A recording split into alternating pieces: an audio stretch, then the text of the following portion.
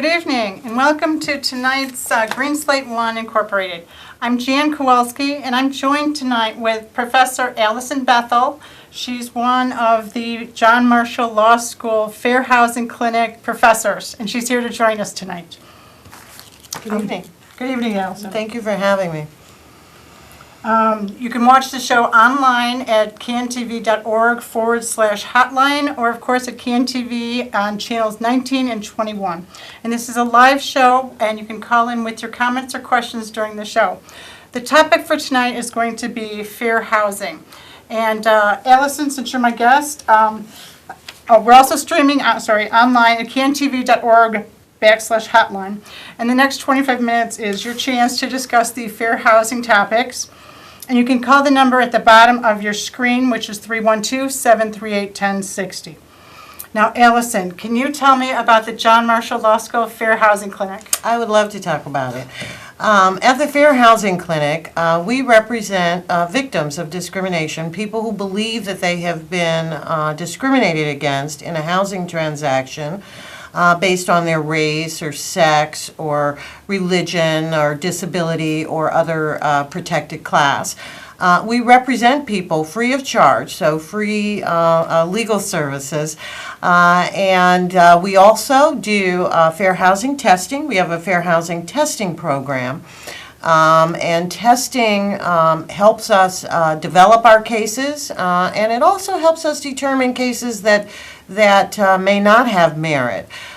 With testing, we send out folks who pose as home seekers and inquire about housing, and then they come back and write a report, and myself, along with the lawyers on my staff, as well as our students, review the reports and see if there have been any differences in treatment because of race. Or sex or whatever the protected class might be. And then the third thing we do, Jan, is education and outreach programs like this, as well as presentations to community groups and housing providers, just to kind of educate them on their rights and responsibilities under the Fair Housing Act. And now, Allison, what can I do if I think I've been a victim of discrimination, whether the discrimination is based upon my disability, my race, or my income? What should I do? Well, you can certainly call the clinic. Our telephone number is area code 312-786-2267, or you can file an inquiry with our office online at jmls.edu, which stands for John Marshall Law School.edu, and then you'll get to the screen for the clinic. You can also contact the Department of Housing and Urban Development, and you can also contact the Illinois Department of Human Rights, which is the state agency that deals with discrimination claims. So there are a variety of sources for assistance. How do I know if I've been discriminated against? What a great question. Many times, Jan, people don't know that they've been discriminated against. And sometimes it might just be a feeling. I mean, maybe there has been something overt, like where they've said, no, we do not rent to families with children, or families with children only on the first floor, or what have you. It might be something that direct, but other times it might just be a feeling. Maybe it was a nuance, something in the person's voice that made you feel uncomfortable. That's a situation where the testing that I mentioned can be very, very helpful in ferreting out really what was going on in the situation. Is that a caller? Yes, we've got a caller. Terrific. Caller, do you have a comment or question about fair housing? Hi, I have to have a disclaimer. I'm a friend of Jen, but I wanted to ask you two a question because I'm looking at both of them streaming live, and I wanted to step back because I missed the first minute of the show, and I wanted to know if both of you ladies told people anything about your background, who you are, and where you all got to this point. It's sort of like, what qualifies you guys to talk give us advice? And I want you guys to sort of just tell them, take a minute, guys, and do that. I think that's important in a sense, so people will see your qualifications that you're not just talking to fill it in times. And I'm very interested in this subject. So I'm listening, guys. You look good on the internet anyway. Oh, thank you. You guys. Come you guys. Thank you, caller. Allison, you want to go first? Sure, absolutely. I've been at John Marshall directing the Fair Housing Clinic since 2008. Prior to that, I served as the Director of Civil Rights for the Florida Attorney General's Office for about 10 years. Prior to that, I was in private practice. I started in fair housing in private practice representing housing providers. I was with a firm that represented a large number of homeowner and condominium associations. This was right in the early 90s when the Fair Housing Amendment Act was coming into play, and a lot of our clients had questions about those amendments and how it would affect their operations. So I did that for about 6 or 7 years, and then prior to that, right after law school, I did civil trial work with a personal injury firm. Jan? Oh, and I'm Jan Kowalski, and I'm here on behalf of Green Slate I. Overhead. And Green Slate I can be reached at this following website, and here's their email and their phone number, their contact information. And Green Slate is dedicated to, here we go, Green Slate is dedicated to helping ex-convicts.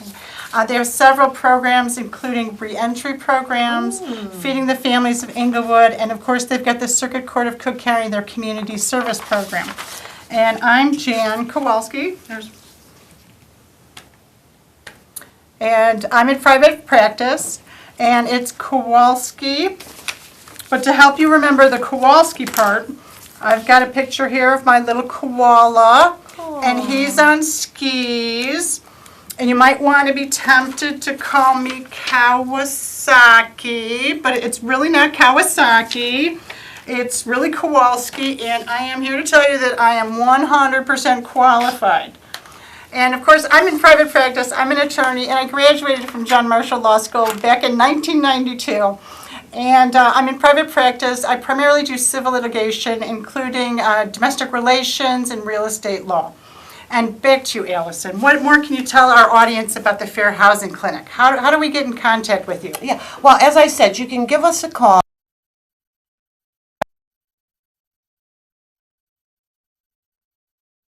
on the web.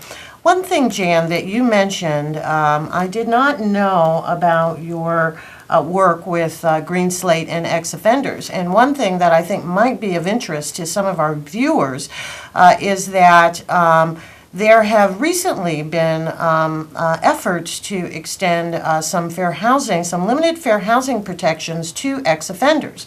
I don't know if you know this, but currently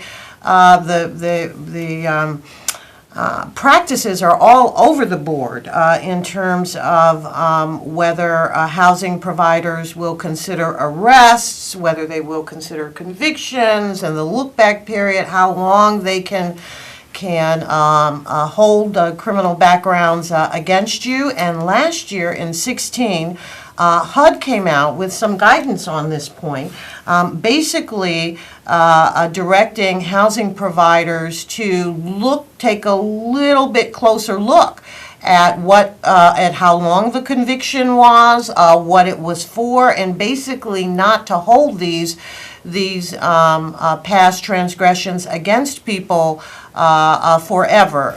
It can really be something that continues the cycle of recidivism and poverty. When you cannot get a job, when you cannot get a house, you cannot get a job. You cannot have a stable situation. So be on the lookout for more developments in this area of criminal backgrounds. And for any of our housing providers out there, I definitely recommend that you go on the website, get that HUD guidance, and take a look at it in conjunction with your criminal records policy, and make sure that you're not running afoul of the law. Allison, I've got a question for you. My concern is I've had any number of clients come into my office and they cannot find housing because they're prior sex offenders. As a sex offender, they cannot be, I believe, 500 feet. I don't know if that's quite right. Any certain number of feet from a school or a house or a park. and they're having a very difficult time locating housing. Yeah. Can you give any guidance to our viewers who might have Yeah, I think if you call our office, we certainly have, can give you some referrals to housing providers, where there may be vacancies. This is definitely, a troublesome area, one that is being looked at as well with this criminal background, guidance that I mentioned. It's a problem, for the housing providers, particularly those, where the buildings have children and so forth. But also, obviously, it's a problem for the home seeker, and we're trying to look at how we might draw a better balance between that, between providing the needed housing, as well as recognizing the safety concerns that are raised by the community. So be on the lookout for more developments in that area. Yeah. Richard, I think we've got a caller. Great. Hello? Hello. Yes. Hi, I was calling in because I heard you mention about safety and housing. Yes. I wanted to urge all parents to start checking their homes for illegal guns so that we can get these guns out of our city and free our citizens of having to worry about being robbed or killed in the street. Yeah. This is the way that we start developing better ways to deal with each other in the public. Yeah. Because we can't keep having these guns. They taking these guns somewhere. Mm-hmm. When they shoot up everybody and they run somewhere, they taking them back to the houses of the residents that live in Chicago. It's time for parents to start doing a stop and frisk at their door and make sure that their little gangbangers are not bringing guns into their home. Yeah. Because that's the situation with housing. You can't have guns in public housing. I know, Allison, can you help our caller with that? Are you able to have firearms in public housing? Yeah, that is really a little beyond my area of expertise, but I definitely agree with the sentiment that the caller's expressing, that we certainly want to make sure that our homes are free of illegal weapons, and even if it's a legal weapon, that you have a permit and such, that is properly secured, so that either an accident or an intentional shooting doesn't happen. I will say that one of the things that is of concern is that the segregated housing policies that we have in Chicago kind of helps fester a lot of that. And hopefully as we move forward and expand housing choice for people, we can give people more options for housing, so that they're not all concentrated, in areas low poverty with a lot of guns, with a few services for the young people. So it's a complex problem, and I really thank you for calling that to our attention. And again, you're watching live on CAN TV, channels 19 and 21, and cantv.org hotline. And today's discussion is fair housing. And I'm joined by Allison Bethel, professor from the John Marshall Law School Fair Housing Clinic. And give us a call and join the conversation by calling the number displayed on your screen. Now, I just wanted to follow up with a question for you, Allison. Sure. Is how do we end this kind of segregation? I know it's illegal to have segregation, but somehow it's still in effect. How can we end this segregation? Oh, boy, I wish we had the answer to that. But certainly, some of the things that, are being done is, for example, to offer more housing choices for folks, so that they can move to other neighborhoods with better schools and these sorts of things. Looking at how we're rebuilding communities, following housing crisis, and are we building communities that are offering mixed housing that provides, apartments as well as condominiums as well as housing, so that or single-family homes, so that people are more dispersed, have more opportunities. I will say that my office, along with other fair housing organizations in the city of Chicago, is really very, very fortunate to have a number of private fair housing organizations, as well as some of our government officials working on this, particularly through, through the mayor's office. We're working with CHA, as we talked about before, and other government authorities. It is definitely a complex problem that is going to require resources from both the public and private sector. Is that another call? Do we have another caller, Richard? Yes, caller, do you have a comment or Terrific. question about fair housing?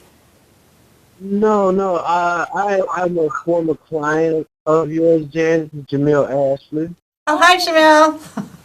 Hi, I just wanted to let you know I was watching the show and I'm enjoying it. You all are doing very well. Thank you, Thank you. Jamil. That is so nice. That is very nice. Do you have a comment or question about fair housing or housing discrimination? Oh, I think we lost our caller. Let me ask you, Allison. Now, just hypothetically, suppose I'm getting up in age and I require the assistance of a portable oxygen tank. Can I make the landlord install for instance, like an elevator if I'm handicapped? You know what? This is a great question.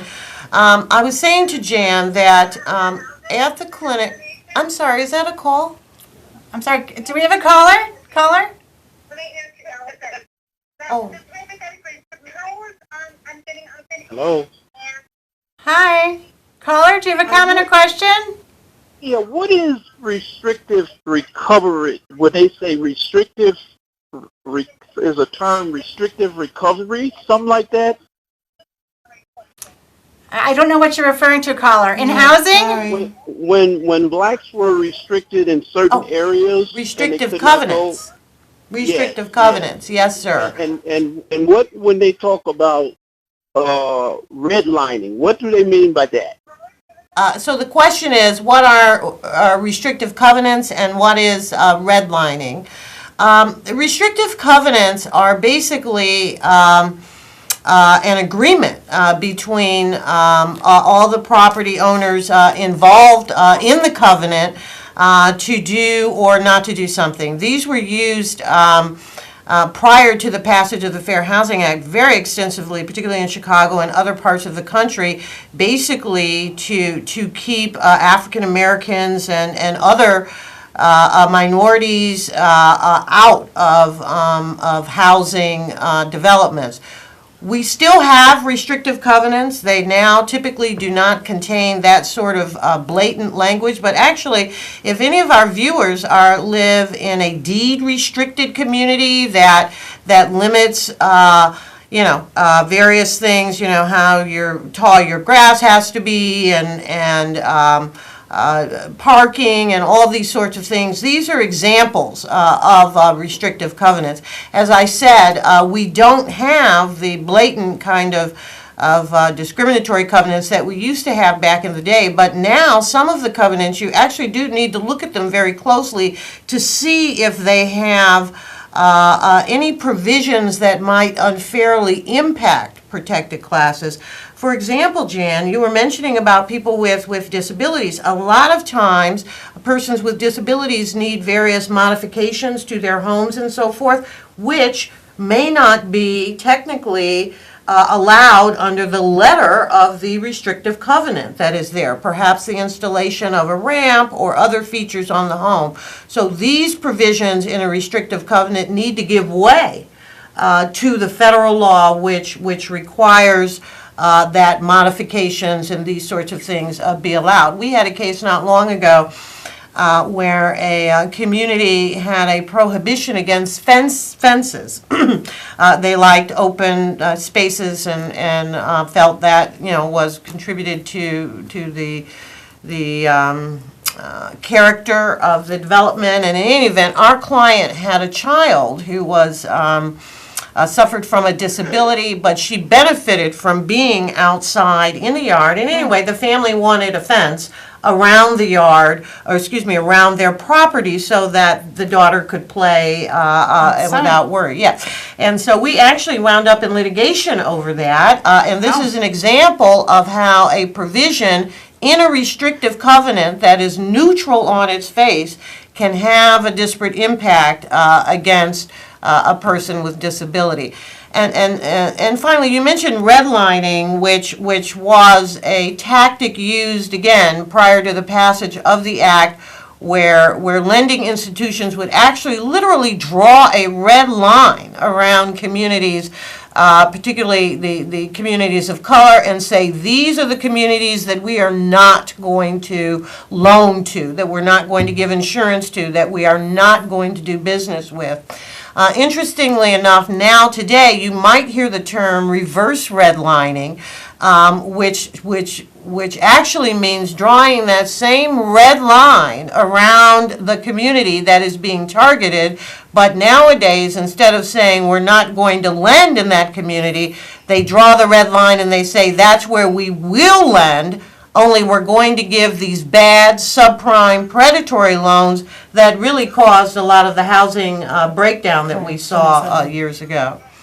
I think we have another call. Caller, do you have a comment or question?